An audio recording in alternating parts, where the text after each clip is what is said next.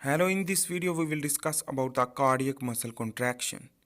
So we will also learn about the excitation and relaxation mechanism, but a little bit. But it is basically major understanding about the cardiac muscle contraction.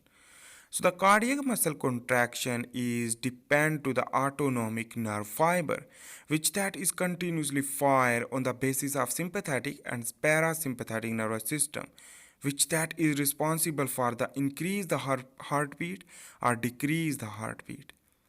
So here is the sinoatrial node, which that is node, and this is used as a pacemaker. And in this way, atrioventricular node, which that is used for the ventricle contraction, while the sinoatrial node is used for the atrium contraction. So in this way, here is the autonomic nerve fiber. So the continuously firing of the nerve impulse, which that is acetylcholine bind with the sinoatrial nodal cell.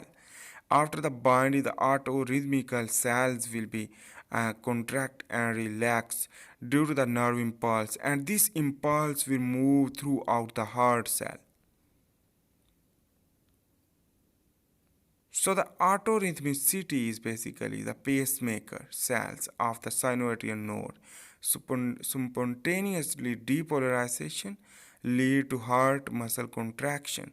So in this way, the spontaneously depolarization lead to heart muscle contraction. And again, repolarization to depolarization will lead to contraction again, and the gap junction is present, which that is cell to cell transmission permission heart contract and atrioventricular units, which that will contract.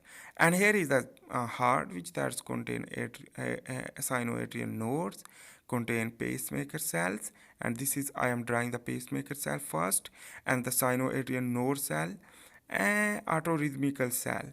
And after the firing of the nerve impulse, neurotransmitter will bind, and the sodium will be in flux, while the potassium is basically not, and calcium will be also in flux. The low calcium gated channel will be open, and the slowly calcium move inside to increase the depolarization.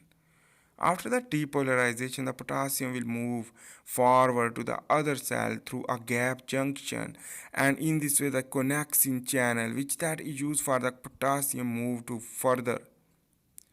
And in this way, here is the atrioventricular node. After this all things, the depolarization of the all cells, so the contraction will be occur, and the impulse will move toward the heart atrium to the ventricle. So here I am drawing the nerve and the nerve ending, which that is contain neurotransmitter vesicle. And in this way, the calcium will move inside. After the inside movement will trigger the neurotransmitter containing vesicle, acetylcholine, will be exocytosed. After the exocytosis, in this way, the acetylcholine receptor are present in the muscle fiber is here. After the binding will lead to create the action potential. And in this way, the sodium will move inside. And here is the T tubule, which that is play important role for the trigger of the endoplasmic sarcoplasmic reticulum here. So here is the RYR receptor, RY ryanodine receptor.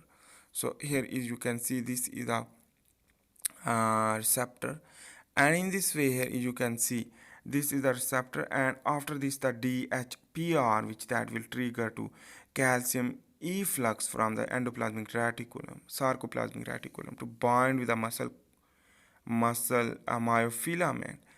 Basically it is bind with the actin and myosin. So the actin contain troponin for contraction of the muscle. So let's begin to understand with the whole detail. So here is the mechanism of cardiac muscle excitation, contraction and relaxation we will discuss now. So in this way, the action potential enters from adjacent cell, for example pacemaker. After this, the voltage gated calcium channel open, and calcium enter cells, and calcium inside calcium released through ryanodine receptors channels RYR, and local release causes the calcium spark.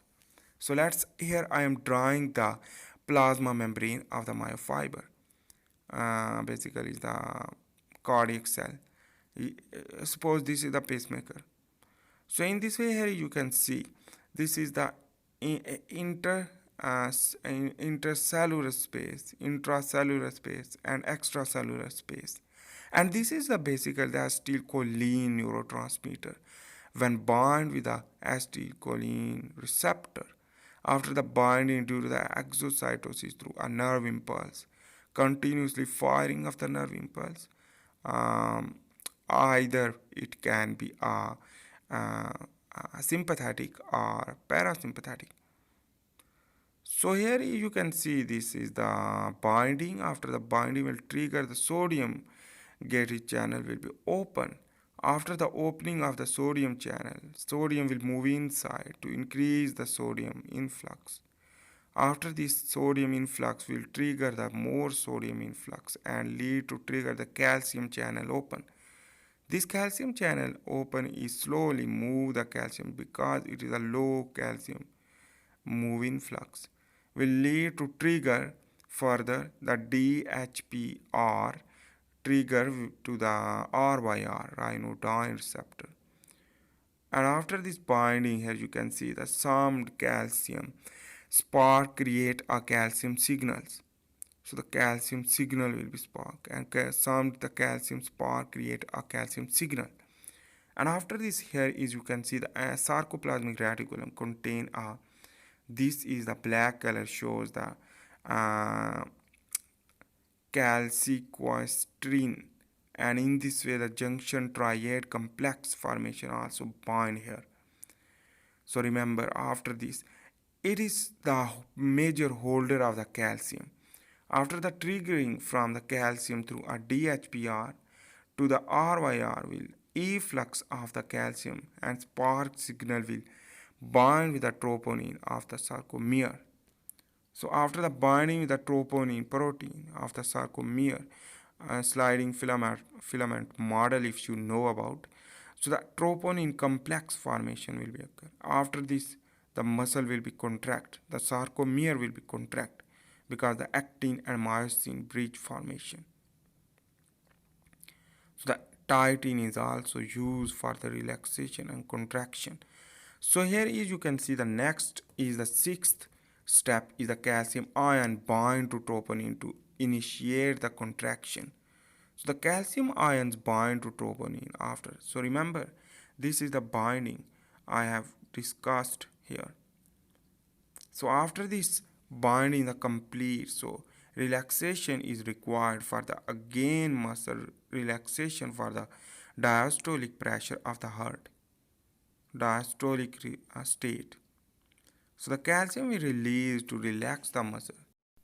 For relaxation, the ATP used. So here is the cytoskeleton, which that is interconnected with the mitochondria, and here is the sarcoglycan complex, which that is also combined together.